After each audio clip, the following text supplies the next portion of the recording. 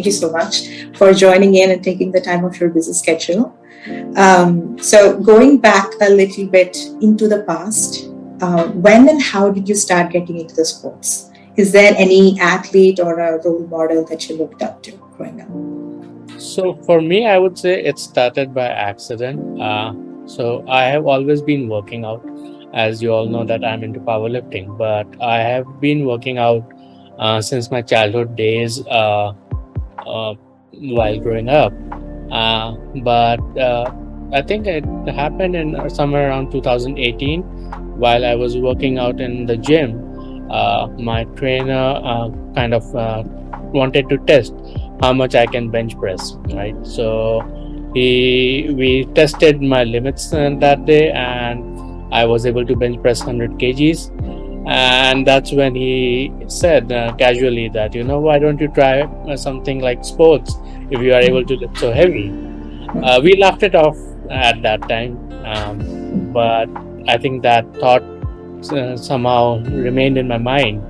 And then I started looking, finding out more information.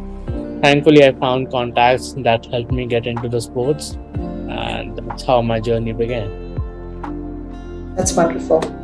We are really happy that your journey began that way. Nice. Yeah. And how is your family support and parent support towards this whole thing? My parents have always been supportive.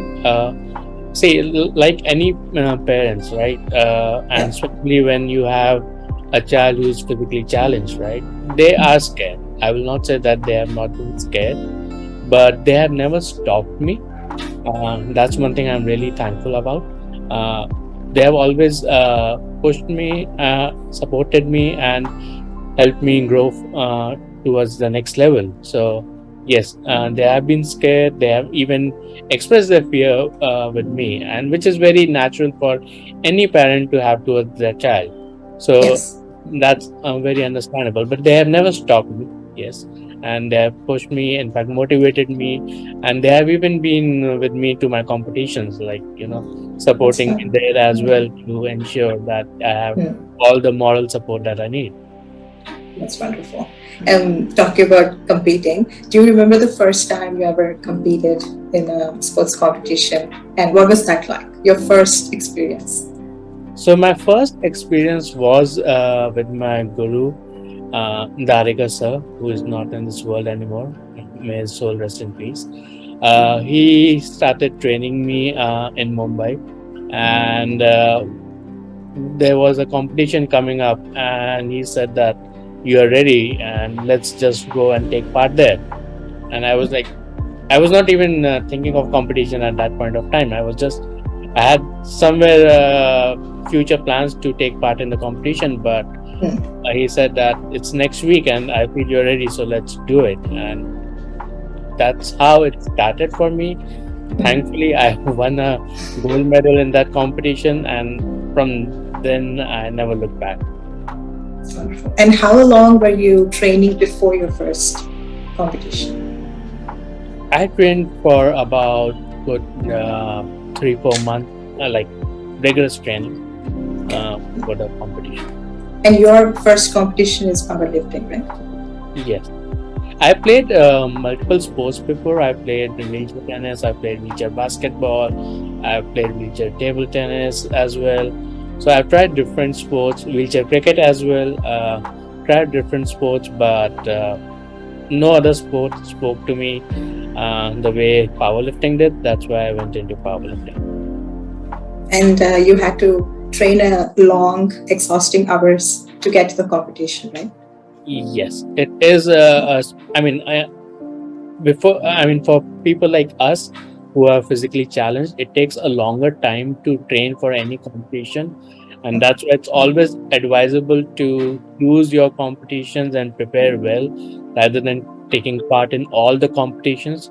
So thankfully, I was guided well by Darika sir there. He always told me that choose 3 or 4 competitions in a year, not more than that, because you would need at least 3 to 4 months to train properly for that competition if you intend to win.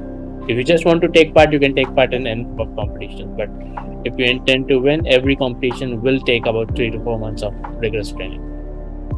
Because we saw a couple of your training videos and it's very commendable. So where do you find the energy and courage to train so religiously?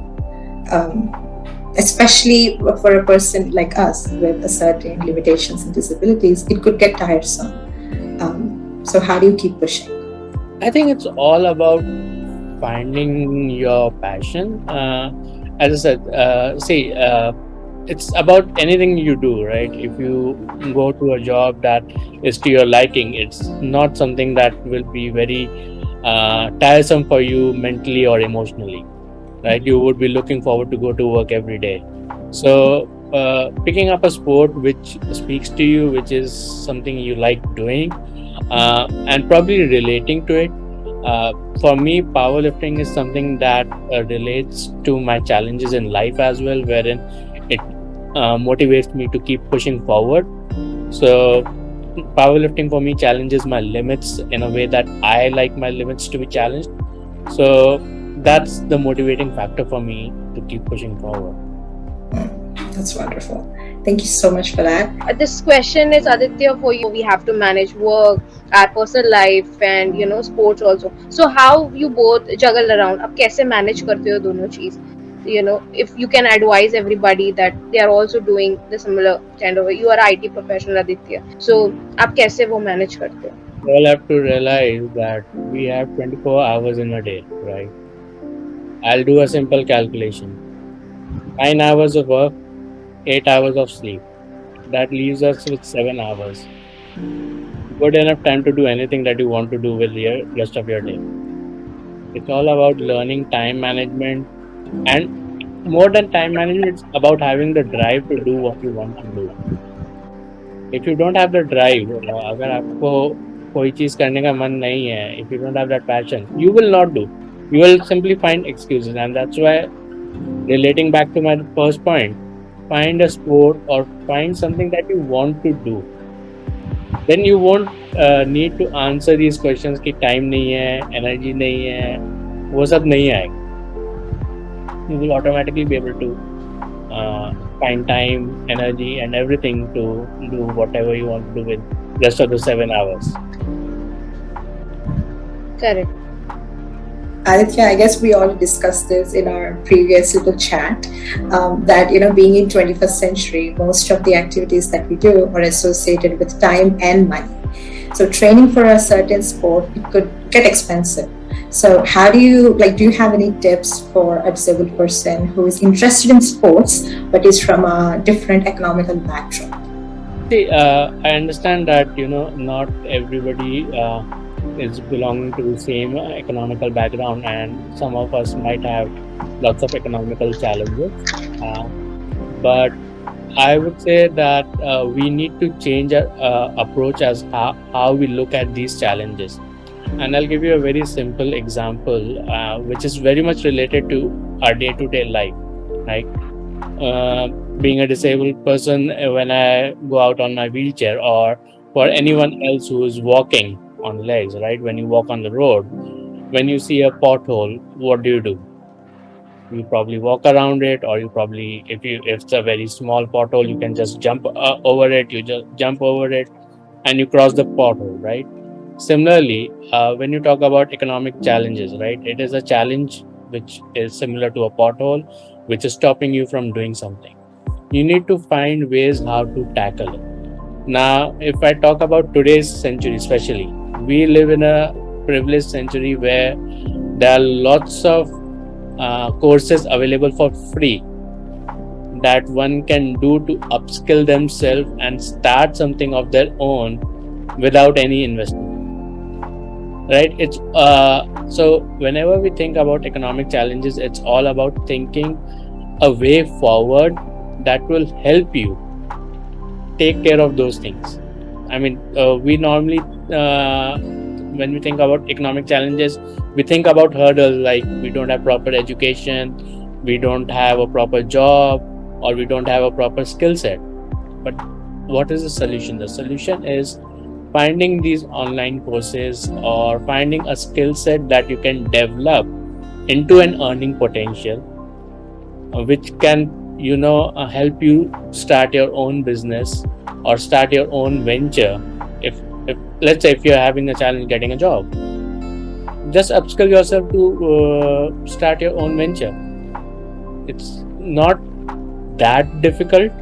Yes, it's challenging. Again, taking up a course and everything, finding the right course itself is a challenge. Agreed. But yes, if you want to grow in life, you have to take that challenge and you have to take that plunge. And Aditya, I have one question for you. Like, in sports, we come with a win and loses. There are achievements and failures, and there are many frustrations are there. So, how you handle these kinds of frustrations and failures? How you tackle around it? The achievement and failures are always there, and I can relate to my first national event. Uh, I lost that competition. Okay, when I took part in the first, and I know for sure that I cried. I cried a lot and in front of almost everyone. So when you are taking part in competitions, you are trying to achieve something. You will not always win. आप competitions में part लोगे, there would be some competitions that you would win, there would be some competitions that you would lose. It's all part of the journey. The only thing that you have to realize is that you cannot stop just because you have lost a competition. You have to learn from your experiences. You have to learn why exactly you lost that competition, understand your mistakes, and grow forward. That's the only way you can. That's the only mindset that you can develop if you want to grow forward. You cannot have control over wins and losses. आपकी तैयारी एकदम perfect हो सकती है, but on that given day, there might be someone else जिसकी तैयारी आपसे भी अच्छी है. So even though your preparation is perfect, you might still not win because there was someone who was better than you. So you have to realize that and keep pushing yourself forward. Correct. We should not stop, and even though we get a failure, there should be some way.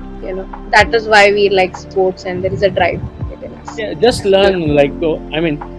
All my competitions where I've lost, I have always gone back to my coaches and asked them the question that what exactly was lacking, because you yourself might not realize what is lacking, but people who are observing you will be able to tell you more as to what went wrong. So always ask the observers, the people around you who have accompanied you, who are seeing you go on the stage competing, or who have seen you preparing, right? Ask them those questions. What went wrong? And you will get better answers. Correct.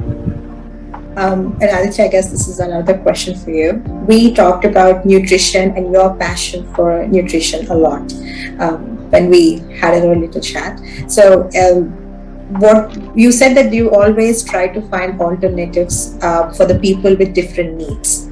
So, could you please elaborate on that? How does expenditure and food, and how can one find different proteins if they have different health needs, that they can't go with the cookie cutter diet sheet that is available in the market? See, our body is very intelligent in terms of taking the nutrients that we want to take for the sports, right?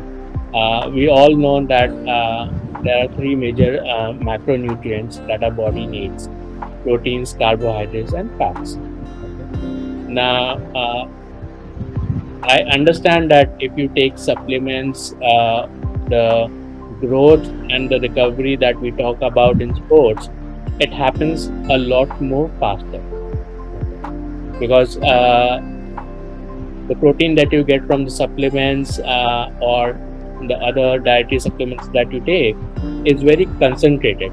So a single scoop of protein will have a lot more protein than you would probably eat in your normal diet. Having said that, like for me, I'll take my own case for now. I currently have an additional condition called kidney disease, right? Wherein I cannot take protein supplements. So because they are harmful for my kidneys. But does that mean that I stop exercising, or I stop give, or do I give up my passion? The answer is no. I have to find alternatives wherein what would work for me and what would not. So, like in my case, if I give an example, I cannot take animal protein, but veg protein is still okay. But also that has to be taken in moderation, right? So there are alternatives. If you talk to dietitians, if you talk to your doctor, you will always find alternatives, and that will help you with your medical condition and your body to push forward. Another example that I can take is for people who have diabetes and are put on keto diets now, right? Keto, as you know, is not very high on protein. They rely on carbohydrates and fats, and primarily fats, right? So, but I know some really good powerlifters who are on completely keto diet, and they're smashing their goals in powerlifting. So that's where we need to understand that you have to realize what kind of condition you have, what are the different kind of diets that you can take, because these macronutrients that we are talking about, they have a very interchangeable role. At the end of the day, they all break the nutrients that you have in the body into energy. It is only the time difference that they take to convert that nutrient into energy is taking effect. So once you understand all that concept about how these macronutrients are breaking the food into energy and how much time it is taking, you will be able to regulate your food intake, your nutrient um, portion that you need to take, and you will be able to balance your meals as well as exercise. That's And true. Yeah. talking about the expenses, if you go natural by taking natural food, your expenses will cut down. Right. Yeah. And ever since you started training, are there any must diet tips that you have followed, that you have started and you are still continuing to this day? Anything that you start with your day with, or your day with? The one thing that you just cannot imagine your food cycle of the life without, being a trainer and also. I am completely against strict diet. I am one of those people who is very very against strict diet.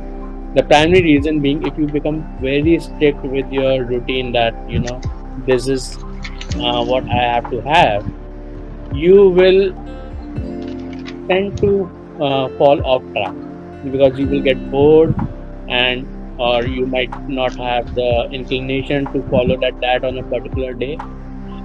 That's why I always talk about the goal in terms of how much food you need to eat, uh, take care of the macronutrients, and if you are able to take care of the holistic goal of calorie and the nutrient intake, you can eat anything within those levels.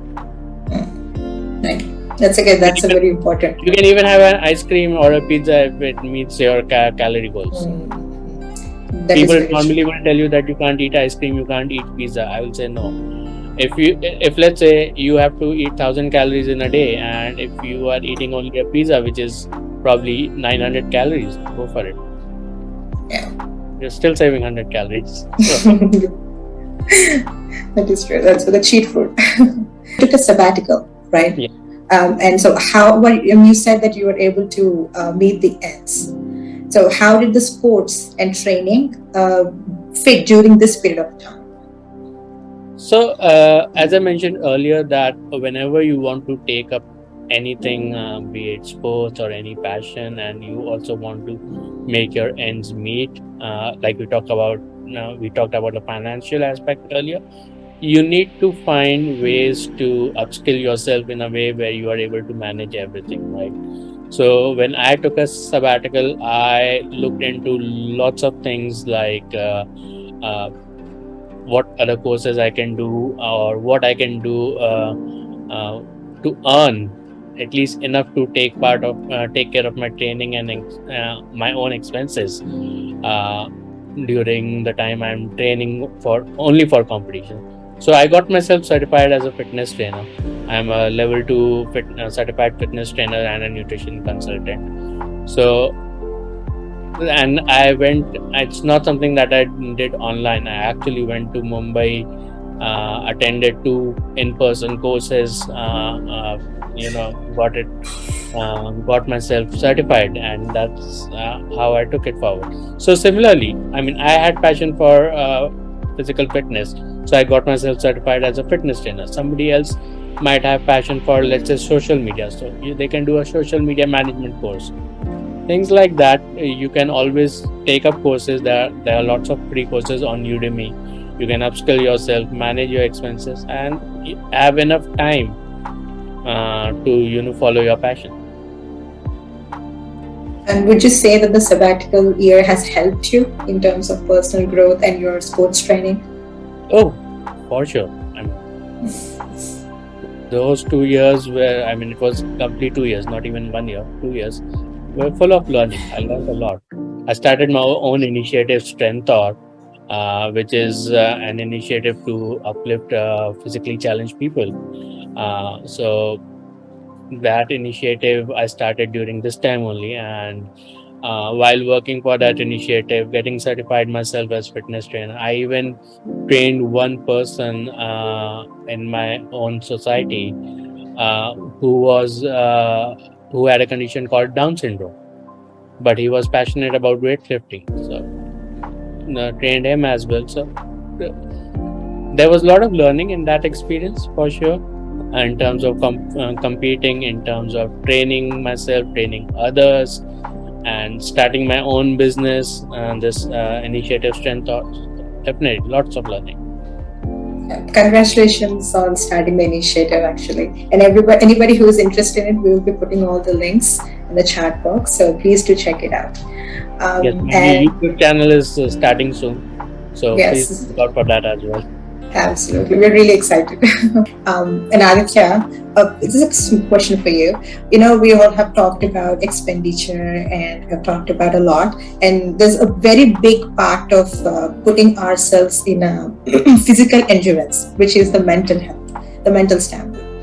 And we all have one of those cloudy days where sometimes it's hard to even do the daily chores, get out of the bed. So how do you manage those days, especially when you thrive on being active?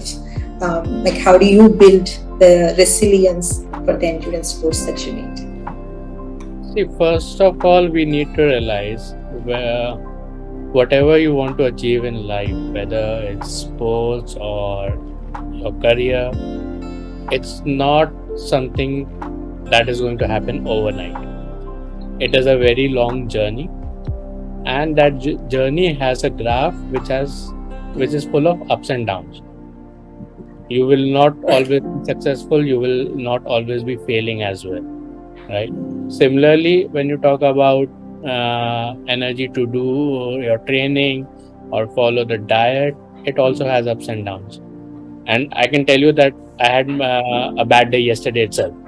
I went to the gym and I just could not exercise the way I could on other days. It happens. It will always happen.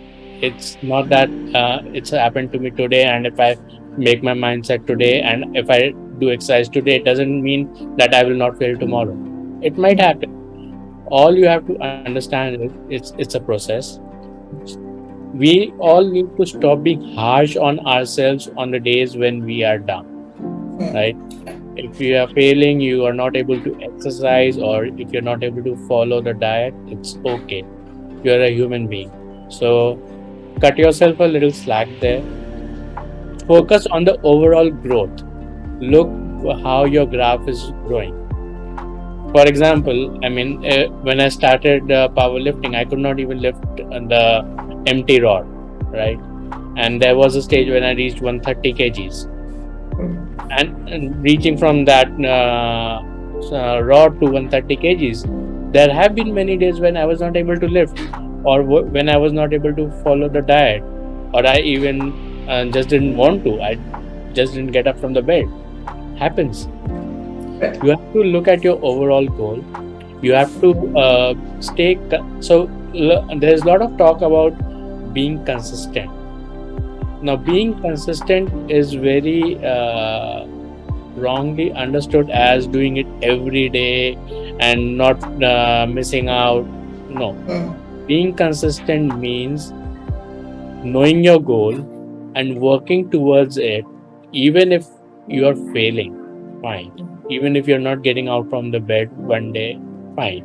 But working towards it next day or day after, not postponing it endlessly, but Mm. yes, getting up next day and working towards it consistently is what that consistent means. It doesn't mean to become so rigorous or so strict on yourself that you pull yourself down on the days you are not able to get up Mm. or you're not able to exercise. Correct. Yeah. So that's Yeah. how. Not letting a bad day ruin it. Yeah, not letting a bad. It's just a bad day. It's just one day. Right. Yes. One Well day said. of like I'm talking about 3 months training for a single competition, right? One day in 90 days.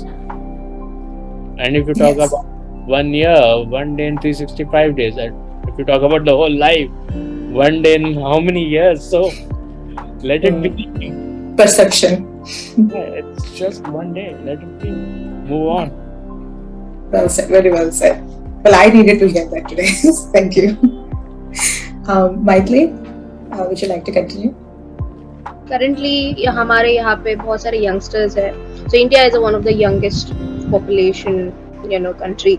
What do you advise or tell people how they can come and pursue sports, especially for the youngster, the kids? If you have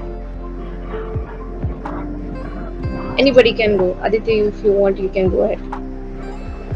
So, one thing I would say to the youngsters out there, especially physically challenged, is don't limit yourself in mind. Your body has a limitation. I understand. I accept it. Yes, we all have limitation. I have as well. I'm a wheelchair user. We all have the some limitation or the other. Your body has a limitation. Accept it. That's the first step. The problem is we don't accept our limitations fully. That's one. Accept it and then see with your limitations what is the best that you can do.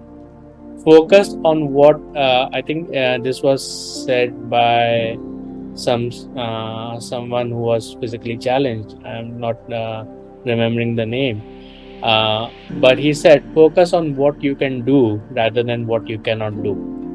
So that is what we all need to understand. So when you want to talk about sports, to take up sports, try different sports. I have myself tried wheelchair cricket. I've tried basketball. I've tried wheelchair tennis. Lots of different sports.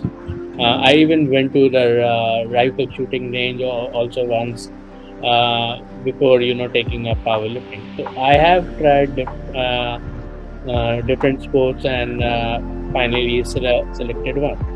So, to these youngsters out there, I would say try everything once, and that's how you will know where exactly your passion lies. Right? Even if you feel that there's a particular sport you feel is not for your body type, don't just think. First, give it a try. You never know what you might be able to achieve. And I'll give you a Definitely. very simple example. I'm sure many people here know about Anand Arnold, right? He's the first wheelchair bodybuilder from India, and first wheelchair bodybuilder to actually win the world competition Arnold Classic, which is hosted by Nick Scott, where he won a silver medal and also a Best Poser award. And he's a wheelchair user, and I think he's the first wheelchair bodybuilder from India to reach that level. And at the time he started, nobody would have even thought that wheelchair people can do bodybuilding. Hmm. So if you, that's where I'm saying, don't think that a particular sport is not for you. First, give it a try, and then you will know what sports you can do, what sports you cannot do. Of course, it's very evident that there are certain sports I cannot play. I cannot play football. I cannot walk. So it's very evident. So um, keeping that joke apart, but you would know what sports you can play, what you cannot, and once you know, give every sport a try Correct. before you settle down on that. Right. Aditya, what are your thoughts on around it about mental health and sports? See, sports, according to me, definitely helps your mental health, right? Uh, but more than mental health, I think it's important understand selecting the right sport, because at the end of the day, as I said, it's something that it should make you happy, right? Doing something.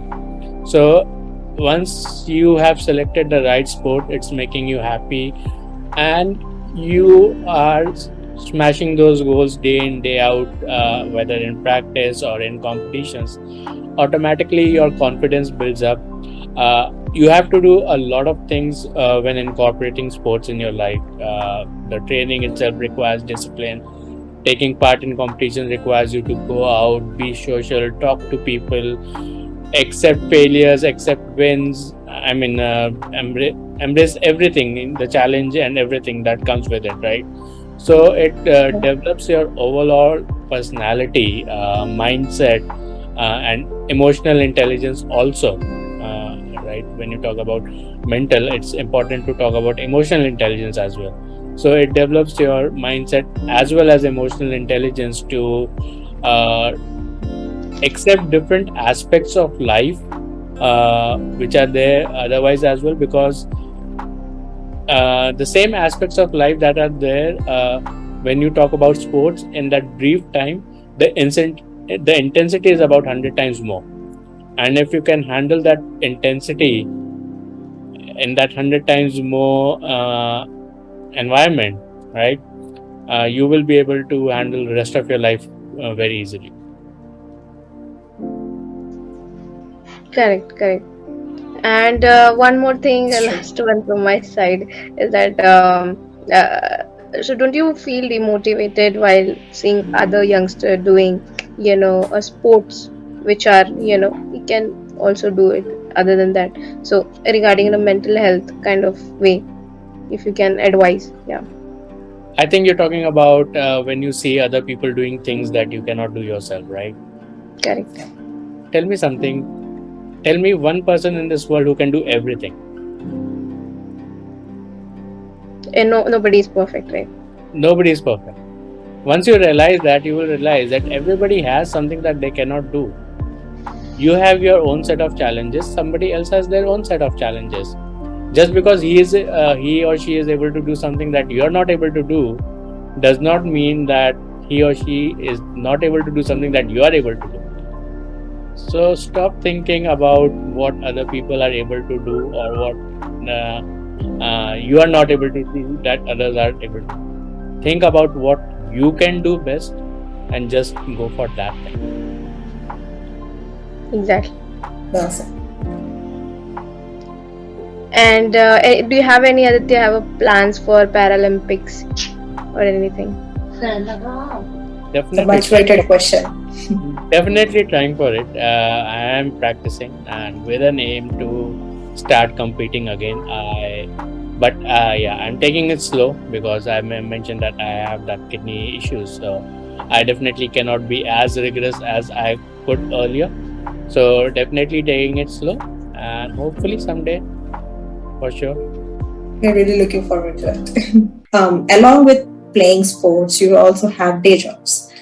So, do you remember any interviews where putting down sports in your resume gave you that extra edge in getting the job? Because conventionally in India, sports in childhood or college, it's always been looked as a hobby and nothing more. So, what's your take on that? Do you have any personal experiences in regards to that? So for me personally, yes, I will not say extra edge, but as we talked about me taking a sabbatical, but during that sabbatical, since I played sports, I took part in competitions, started my own initiative, Strentor. It shows my employers that I was not sitting idle and not doing anything, because normally whenever you take a break, most employers actually look for how did you utilize that break.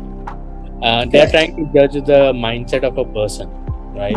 So when I put in those achievements and all the initiatives that I've taken during that sabbatical period, they know that okay, fine, this person took a sabbatical from the corporate life, but he was not sitting idle. He was still trying to achieve something, and he did achieve something. So it speaks about my capabilities, and it's not taken as a bad thing, that career gap. Right. Also, I asked, is it important to practice sports with other people with disabilities? That's the question. And either of you can take it up. So when you say important to practice sports with other people with disabilities, I mean, it's important to practice in whatever environment that works for you best, right? If it motivates you to work with other people like yourself, go ahead, do that. If it motivates you to work in a blended environment where there are able-bodied people as well as physically challenged, do that. Don't stop yourself. Don't limit yourself in thinking that I will only interact with physically challenged people, right? One of the I'm sorry, I'm promoting my channel a bit here, but one of the initiatives of Strentor is to build an all-inclusive channel where we all come together, both physically challenged as well as able-bodied, come together to uplift each other, right? So, and you cannot think about practicing only with physically challenged people. You're living in a world where everyone is there. You're coexisting, right? So you cannot think about just practicing with able-bodied or with physically challenged. It's always best to have the best of both worlds. Practice with everyone. Understand different challenges. Understand different things that you can achieve. That's how you will grow. And also, I guess there's a question from our fellow member Kosha. Does constraints and facilities make things difficult? I'm sorry? The constraints, any constraints in the facilities, inaccessibility, it could be the little things for other people, but big things for us. Would that make things difficult? And accessibility is a big concern in India for sure. There are not lots of inaccessible, not lots of accessible gyms in India. And especially when I say accessible, one of the major things that is misunderstood in terms of having accessibility is people think that just putting on ramps everywhere makes things accessible. No, when you talk about accessibility, you have to talk about ramps. You have to talk about having big changing rooms, especially if you talk about, let's say, gyms, right? Since we are powerlifters, you have to talk about having big changing rooms where the wheelchair has enough space to move around. You have to talk about having wheelchair accessible washrooms. So definitely accessibility is a big challenge around in India, but then it's up to us how we find ways around it to be able to still go to the gym and move forward.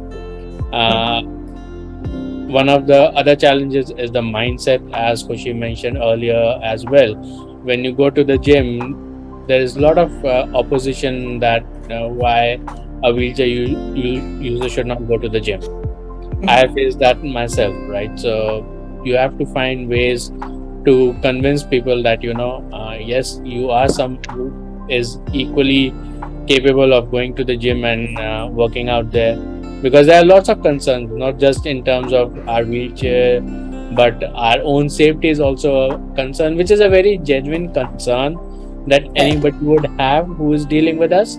So it's up to us to make them understand that all safety measures are taken care of by ourselves and they don't have to worry about it. And once that is there, I don't think it's a big challenge. Right. But yes, accessibility is something that India can improve. Yes. How difficult is it to find a coach who's willing to train physically challenged or who has trained physically challenged people? Do you have any personal experiences? Either of one of you can go.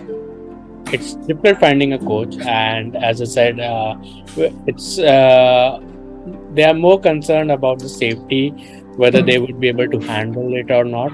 So yes, it is difficult finding a coach because it's not easy still for people to understand and have that confidence that we can push ourselves in the gym and we can exercise, right? So finding a coach is difficult. Probably what I would advise people is the way I started is start by contacting a coach who can help you exercise at home, right? Start with something at home with very basic exercises. Once your coach develops confidence that okay, you are able to do something at home, introduce some weights. Maybe you just start with free hand exercises, move on with the resistance bands, and then start with weights, light weights at home. Once the coach sees that progression, and if you then suggest him that it you feel that it's time that you should go to the gym and start exercising there, he or she by that time will have confidence. Okay, yes, this person can do something. So, and if you are lucky enough, like I was, if you can find a coach who can actually train you directly in the gym, then nothing like it. Go for it. Yeah, that's true. Towards the end of this program. Thank you, Aditya, for sharing your journey